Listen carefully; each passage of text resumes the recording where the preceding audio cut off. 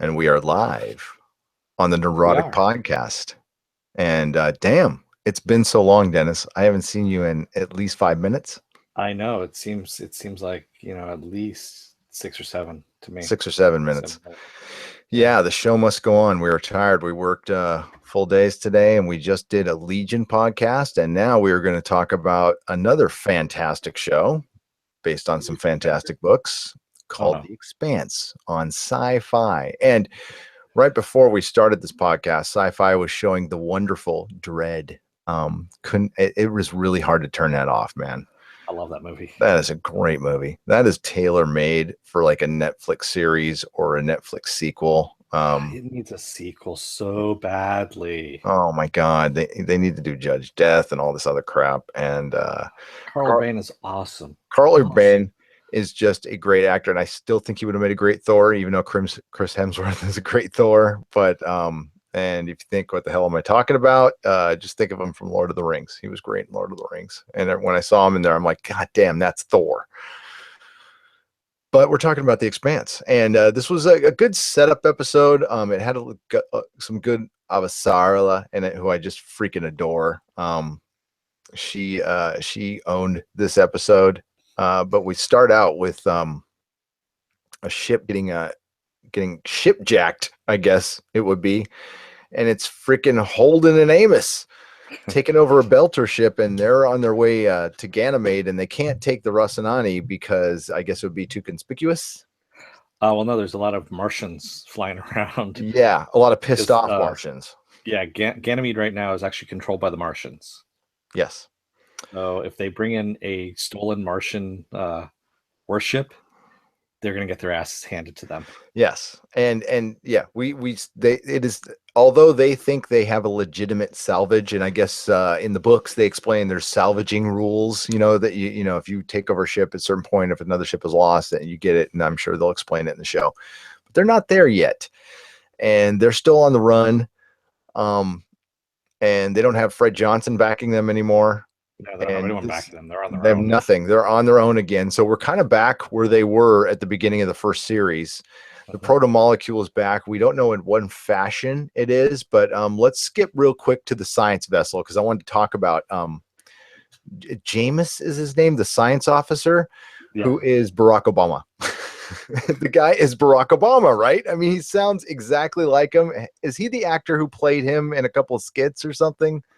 No, you're thinking of Jordan Peele, the guy who Okay. actually directed. Uh, No, I know Peele. Okay, I know Jordan Peele's done a great job, but this guy, he sounds. I mean, he doesn't look much like him. A little bit if Barack shaved his head, but he sounds exactly like him. So it's awesome. I love it. It's Barack Obama as a futuristic science officer, and kind of a stuck See, up one. yeah, I don't like this guy. I mean, he's Yeah, he's kind of an asshole, really. he's a major asshole because he feels threatened by Avasarala's plant. The guy from New Zealand, I don't know his name, but he was in Suicide Squad, Mhm. and he does that little equation on the ship of like what are the chances of it's called the Drake The Drake equation. equation, The yeah, Drake it's actually equation. a real equation Yes, of uh, what's the possibility of other life existing in the universe, and it's actually pretty much out there. There's a lot of civilizations that could exist. there is life in the universe. Okay, Yeah. let's just there's life in the universe. But and again, we're not going to bury the lead on this one. I'd say the biggest thing that happened in the episode was kind of rushed a little bit, I felt. But there is life on Venus. Yes. Eros crashed, but they found they went to the impact zone, and it just showed this graphic of what looked like a hole, but it looked like a weather chart too. It And basically looked like the big eye in Jupiter, except round instead of oval. yes, with showing signs of life. Two big signs of life. Yes, and it's like there was a little, and I know this was the graphic on a computer, but there was a ring. They were telegraphing something there, and I'm just going to leave it at that. It's something amazing, though. It's something really cool. So look forward to that. And they find that out, and he records it and sends it to Avasarala. Now, Avasarala had just finished interrogating our Martian, our Roberta. favorite Martian badass, Bobby Drake. And not Bobby, did I just say Bobby Draper? Bobby Draper. Excuse me, Expanse fans. Sorry, don't kill Roberta me. Draper. Roberta Draper, don't call me Roberta. And she kind of toes the Martian line a little bit there. Well, a lot. Her first time around, yes. Her second time around, she loses her cool and gives up that what she really saw, and then goes back to the official story, which was Travis. The Earther shot first. The Earther shot first. So he was an Earther. He was in the first 4 episodes, and he was the guy from Earth that went to Mars. His family took him there to have a better life, because basically everybody on there's no jobs on Earth, and everybody's on a thing called basic, which is like welfare but kind of worse. And it's not out of laziness, they say in the show. It's more out of there's just no opportunities because Earth is so overpopulated. And we get to see the Martian perspective of Earth, which is, they call anybody on basic a taker. And they mentioned briefly, like, Bobby asks that one, the preacher guy, excuse me, excuse me, God dang it, I'll cover that up. If he's seen an ocean, he's all, yeah, it smelled, it was dirty. So you could still see the Martian kind of propaganda perspective. Although the oceans are probably mucked up, I don't think it's quite as bad as they say it is. But I think in the interrogation, didn't it seem to you that Mars gave up a lot? They did. And they're admitting they shot first when they didn't. So there's something up that both sides know, right? Like, do you think both sides know about this super soldier, this whatever the hell it was? There's something still in Ganymede that they're looking for.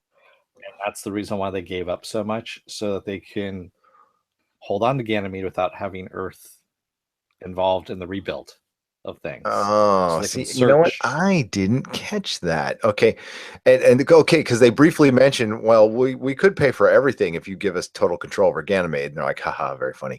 Yeah. So that was the whole thing. Yeah. They're trying to keep Earth out of there. Now, that there was Aaron Hart, who was the Prime Minister's assistant. Avasarala was there for Earth, and then Admiral Nguyen, who's like a major asshole. And then there was the Martian contingent. I didn't remember all their names. So Bobby Draper just basically toed the line on this one. This was not that different from the books. There wasn't a major change in the book to where, I still kind of knew what was going to happen.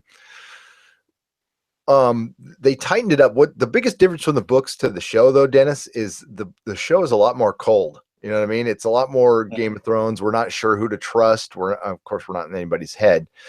But there's not like the Rocinante crew is pretty tight at this point, and we're still not there with them yet. They're still kind of at odds. There's still something up with Naomi, although they didn't address that very much. Well, she still has the proto molecule floating around out there in space, and she hasn't told anybody about it. Yep. So, but back to Bobby Draper, and you mentioned this during her interrogation, she did crack under Avasarala's second questioning and admitted that there was something without a vac suit out there. And then she went, what you said, she went right back to blaming Travis. That didn't get lost on Avasarala, but did you notice when Avasarala referred to her Martian ambassador friend who killed himself in season 1? Mm-hmm. Did you see Aaron Hart's reaction? Yes. Like, so Melissa had mentioned this in season 1. I was like, I don't think it was. I think he actually did kill himself. But now I'm pretty much convinced Aaron Hart had him killed. Yeah. Yeah. So, and it was to play her, is what it was. Yep. Totally. Everyone's playing each other at this point. We already know this, especially the political factions. The military factions don't give a shit about these games. Nope. They are military. It's just the political factions that are playing each other right now. It definitely seems, though, that Mars doesn't want a war more than Earth doesn't want a war. No, because they have that much to lose. They're basically, what they're trying to do is they're trying to terraform the planet, get it to be like another Earth, and then they're going to leave Earth behind. They're basically just going to go, fuck you, we're on our own. Yep. Earth is still the main source of resources, and they use it to their full advantage, and they are assholes too. I mean, in all sides, there's a good person, in all sides, and then there's a couple of evil people, and they're usually are in control. Mhm.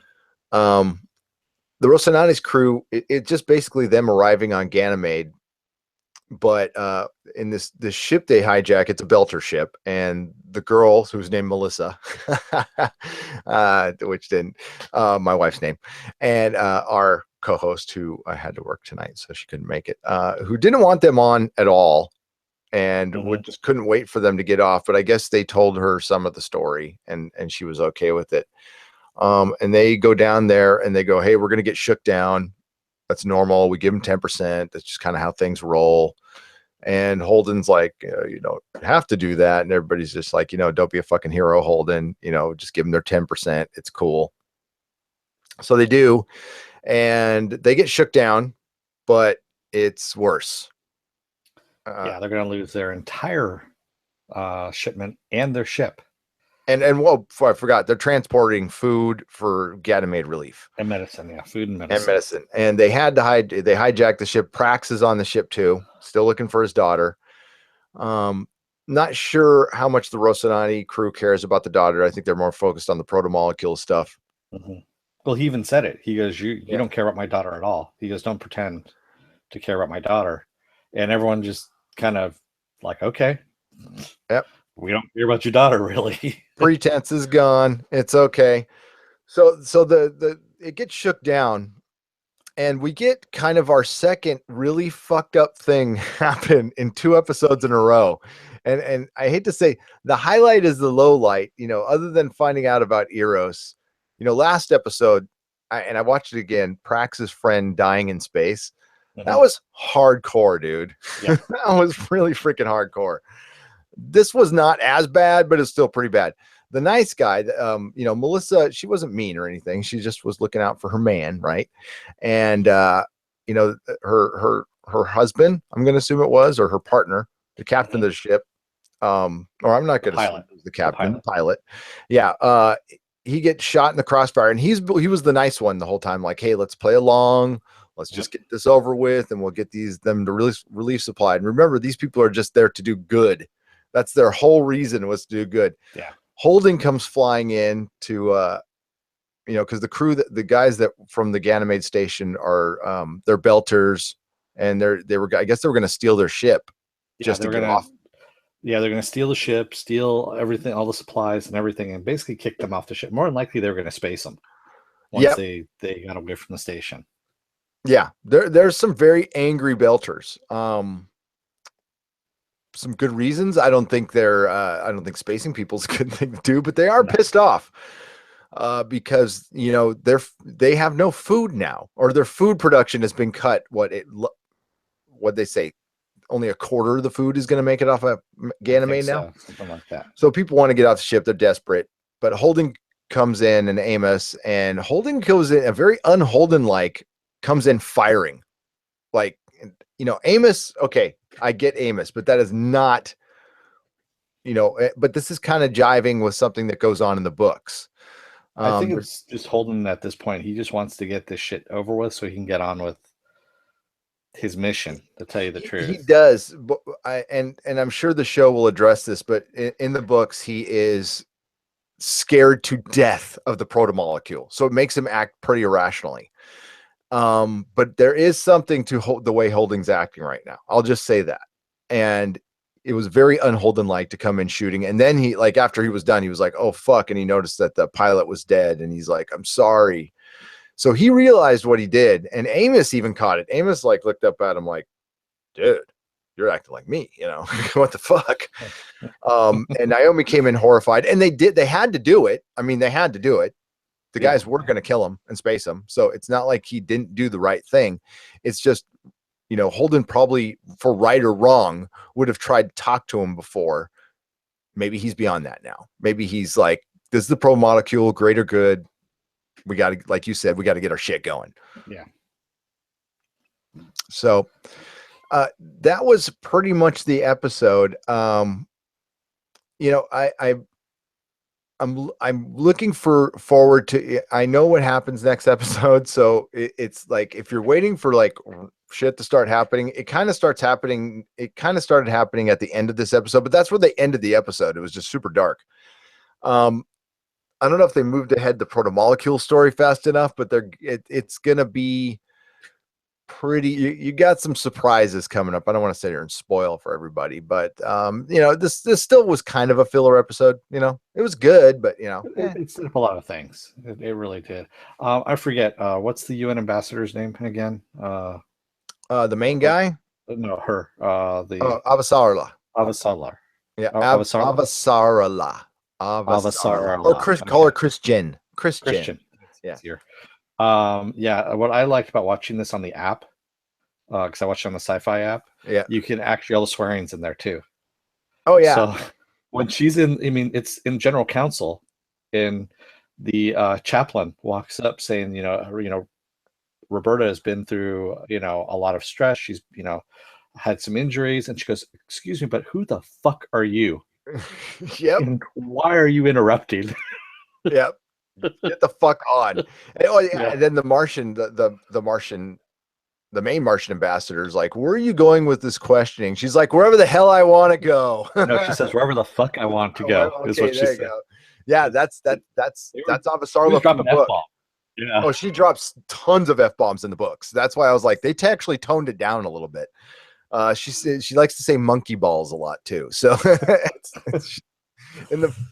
so they got her perfect. And we could see that Bobby's getting tempted by Earth. She's like looking at the sun and stuff like that. And it's got to be, hard to keep Martian. You get them down there once they get used to the environment, which would probably be hell for a long time.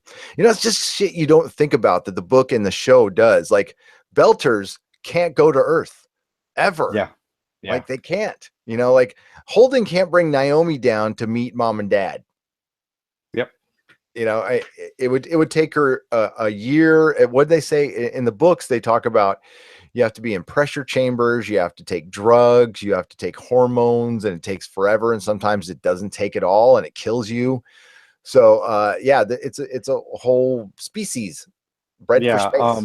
Harry Harrison, who's an awesome writer, by the way, he actually had dealt with a lot of this stuff in a lot of his books, and saying like, you go to different worlds, you have different gravities, different pressures, things like that. So they had body augmentations. That's how he got around a lot of things, was, again, pills and pressures, suits and things like that. So, that's how they explained Miller a little bit. And you know what? I didn't even notice until the second viewing through like how much weight Tom Jane had lost for this role. Yeah, like he had lost a lot. He was skinny.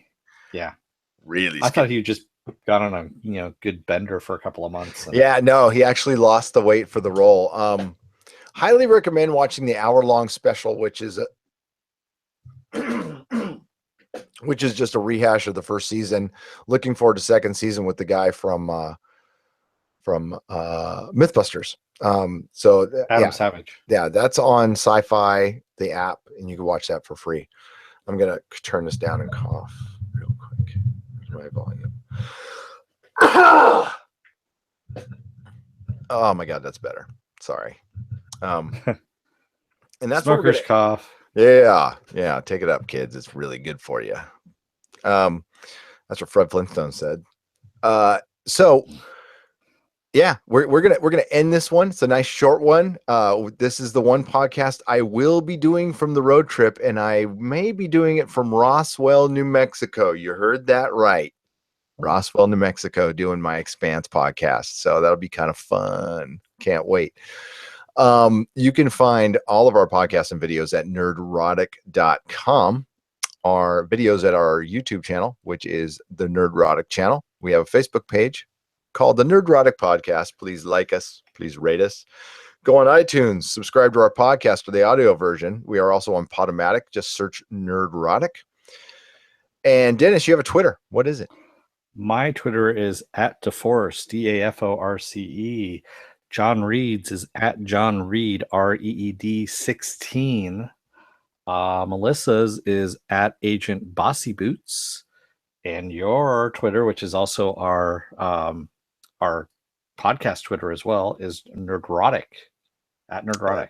At Nerdrotics. Neurotics, excuse And me our with the S. Instagram, run by my wife, is Nerdrotic.